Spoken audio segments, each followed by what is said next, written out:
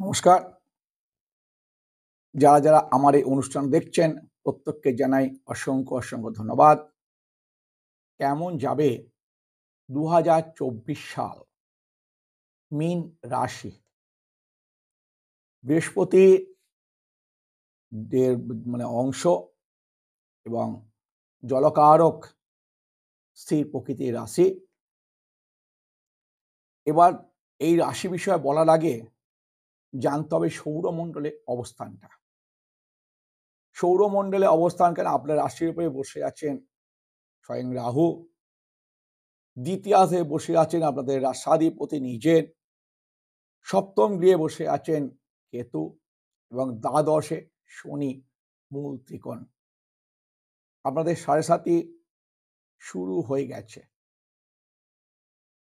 সে বিষয়ে কিছু মানসিক অস্থিরতা হয়তো আপনার শুরু হয়ে গেছে গত বছরের শেষ অংশ থেকেই।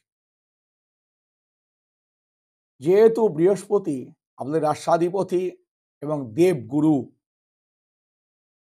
যদি আপনার মানে বর্তমানে জন্মকালীন সময় এই দেবগুরু বৃহস্পতি শুভ ভাবাবস্থা থেকে থাকে এবং বর্তমানে তিনি দ্বিতীয়ায় বসে আছেন, তাহলে কিন্তু এই শনির যে সাড়ে সাতি প্রভাব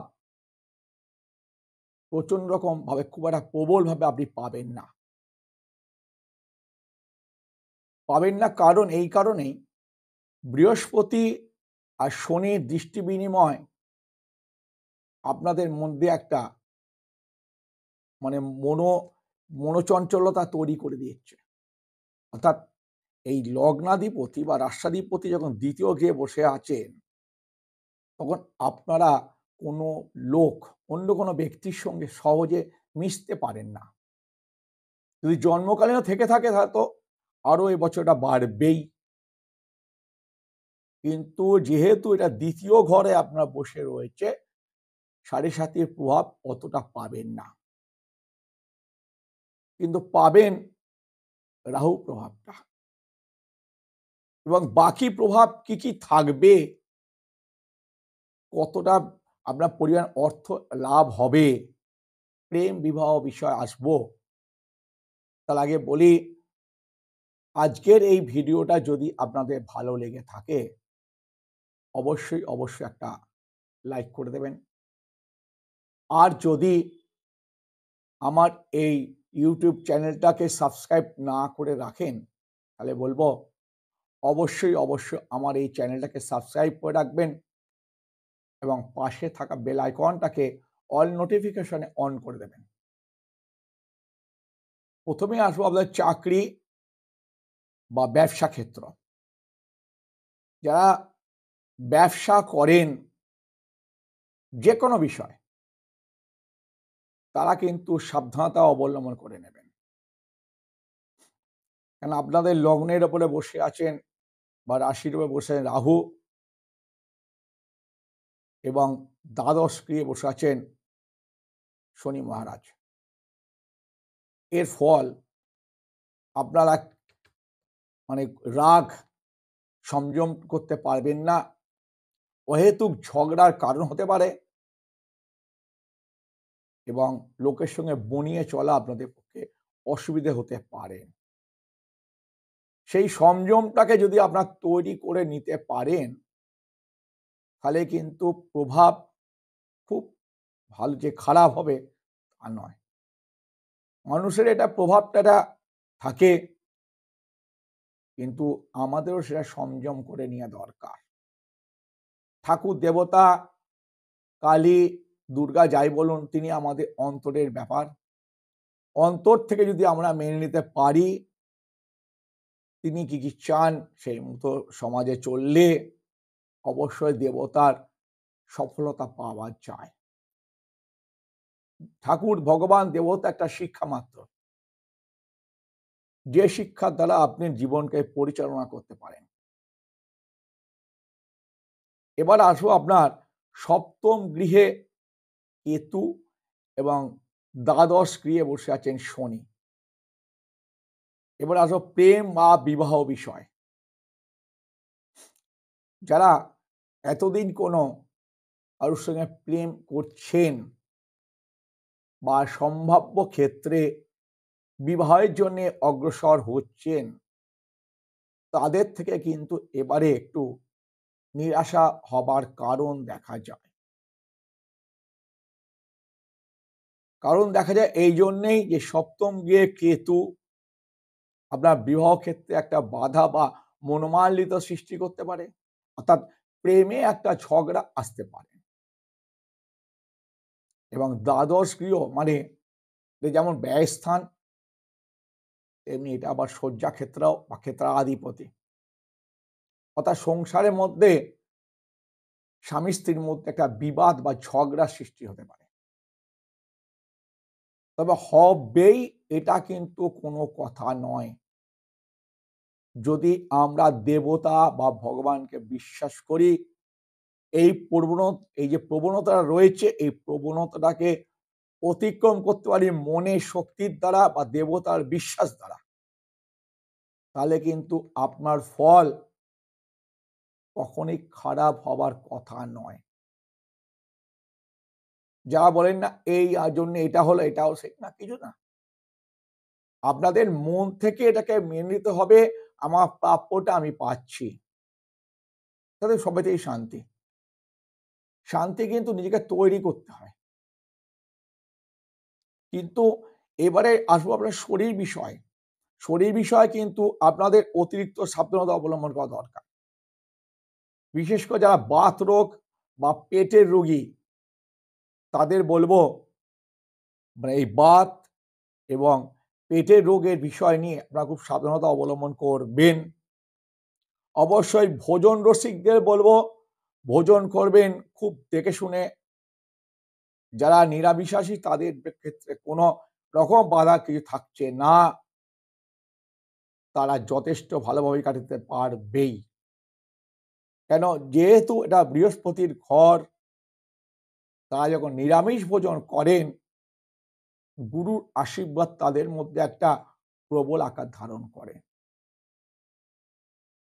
এই আশা নিয়ে আপনারা থাকুন, যথেষ্ট ভালোভাবে আপনাদের জীবন কাটবে।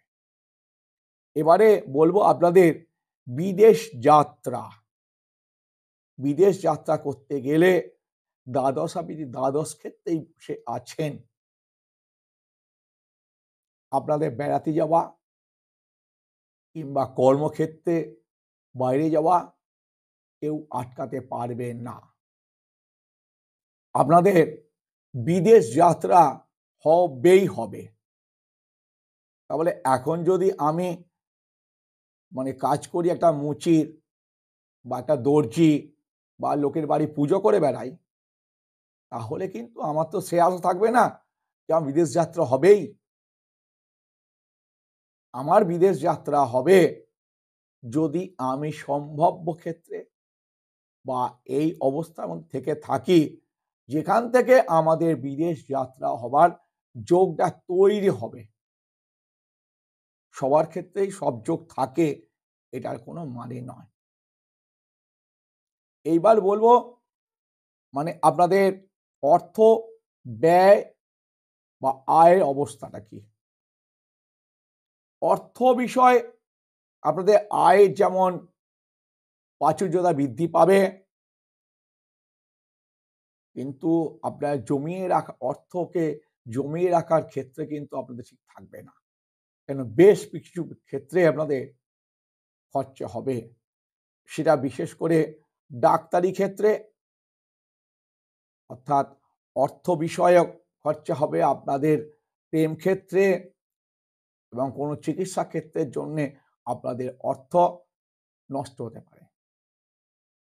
তবে যদি কোনো বড় অসুখ হয়ে থাকে, এবছর সেটা নিরাময় হবার একটা প্রবল যোগ থেকে রয়েছে। শিক্ষা ক্ষেত্রে যাদের মাধ্যমিক, উচ্চ মাধ্যমিক বা লোয়ার এডুকেশনেও করছেন, প্রত্যেককেই বলবো আপনাদের কিন্তু শিক্ষা ক্ষেত্রে কোনো বাধা হবার কথা নয়।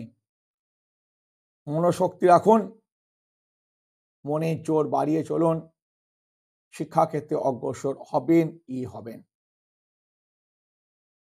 বিবাহ ক্ষেত্রে তো বলেই দিয়েছি, একটা চিন্তা ভাবনা করে এগোবেন,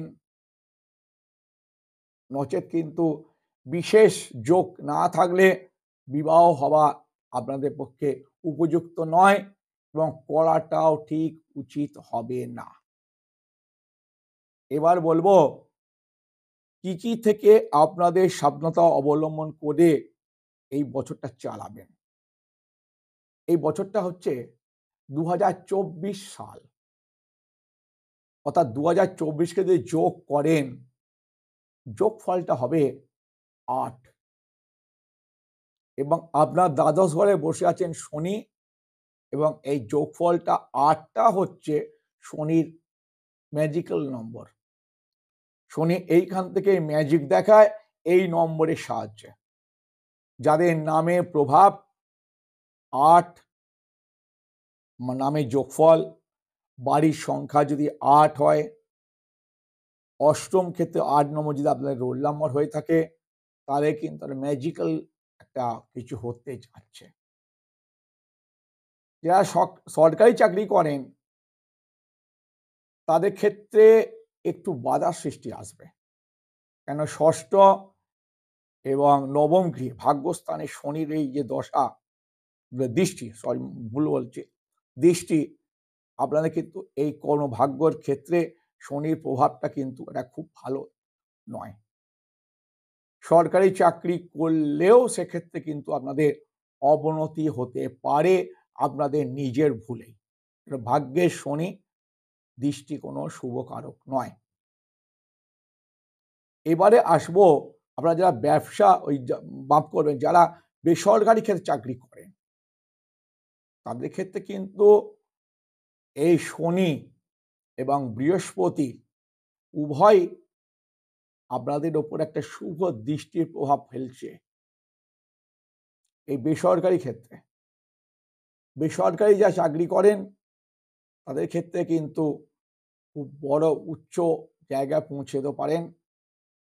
আপনাদের মনের আশা পূরণ হতে পারে। আপনারা যে টার্গেট নিয়ে চলছেন সেটাও এটা ফুলফিল হয়ে যেতে পারে। এ বিষয়ে একদম নিশ্চিত আমি বিষয় থেকে গেলাম। আপনি যদি এই প্রবণতাকে কাজে লাগাতে পারেন, অবশ্যই আপনি শুভফল লাভেন। প্রথমে বলেছি যে শনি সততার কারক, সৎভাবে যারা জীবনযাপন করেন তাদের কিন্তু 7.5 প্রভাব লাগে না। আর বিশেষ কিছু বলবো না, কেন এবার থেকে তো মাস বিষয়ে আসবো, ঘূর্ণীয়মান সমস্ত রাশি বিষয়, রবি, মঙ্গল, বুধ, শুক্র প্রতি মাসে আপডেট দিয়ে দেবো। কেমন যাবে সারা বছরে প্রতি কটা মাস, একটু যদি ভেবে চিন্তে দেখে শুনে নিয়ে চলেন, আপনাদের জীবনটাও ভালো, বছরটা ভালোই যাবে, খারাপ যাবে না। আর বিশেষ কিছু না বলে শেষ করছি আজকের অনুষ্ঠান। ফিরে আসবো অন্য কোনো এপিসোডে, অন্য কোনো রাশি বিজয়। আজকের মতো শেষ করছি। নমস্কার।